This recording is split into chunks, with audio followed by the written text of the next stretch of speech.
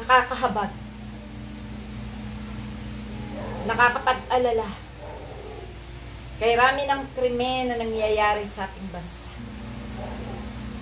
Kababasa ko lang sa mga posting ng aking mga FB friends na may kinidnap na mga dalagita, may mga bata, inihihingi ng tulong, nawawala, at eto na, ang mag-boyfriend na beauty pageant natin, at ang kanyang boyfriend na Israeli, pinatay na. At yan po ay isa na naman sa mapapabalita ng sa ibang nasyon na uso na naman ang patayan dito sa ating bansa. Marami ang nagsasabi na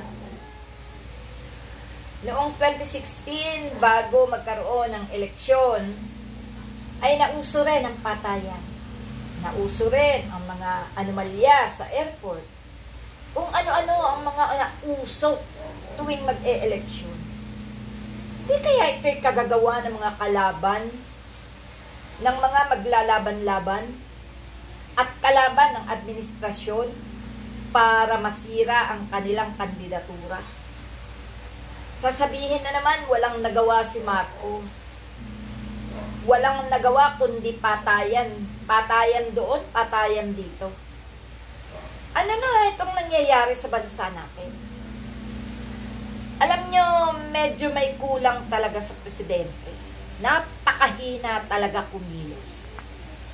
Alam mo, Mr. President, ipinapanawagan ko sa'yo, maging mabilis ka, maging listo ka, maging mapanaliksik ka.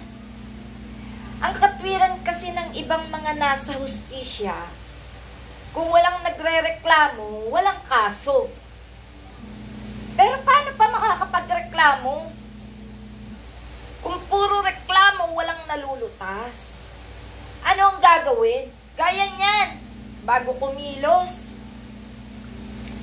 Unang araw pa lang sana na hinahanap na yung mag-boyfriend, meron na sana agad naging resulta, pero nag-intay pa.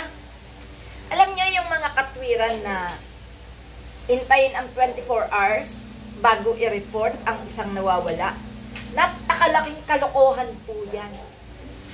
Sa bansa natin ngayon na napakadelikado, hindi na dapat maghintay ng 24 oras bago kumilos kapag may nawawalang ganyan. Alam nyo, napakahirap ng ganitong sistema.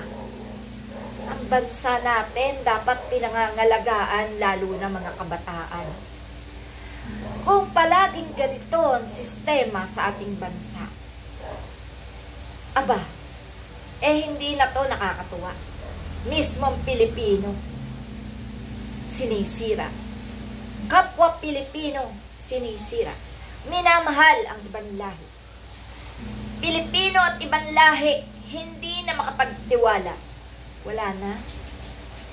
Puro siraan, puro sariling agenda, puro personal interest na lang.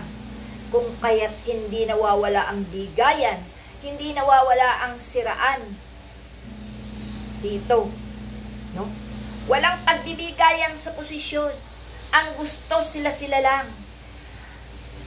Mga kapatid, alam nyo na kung sino at kung paano ginagawa ang pagsira sa mga kalaban ng mga lumalaban. Okay? Kaya yan po mga kapatid ang ating masasabi. Mr. President, maging listo ka. Malamang na ikaw bago dumating ang eleksyon ay sirang-sira na. Dahil sa mga anomalya at kriminalidad na nangyayari sa bansa na hindi man siguro ikaw ang naipakana ay ikaw ang ididiin sapagkat ikaw ang nakaupo bilang leader. Mga paninira, mga paggawa ng mga katarantaduhan, tsak, sa iyo lahat yan ibubunton. Kaya maging listo ka. Pagalawin mo ang ating mga kapulisan, ang ating mga kasundaluhan. Pabantayan mo ang bayan nang sa gayon, pati ikaw maproteksyonan. Maraming salamat mga kapatid. Salamat.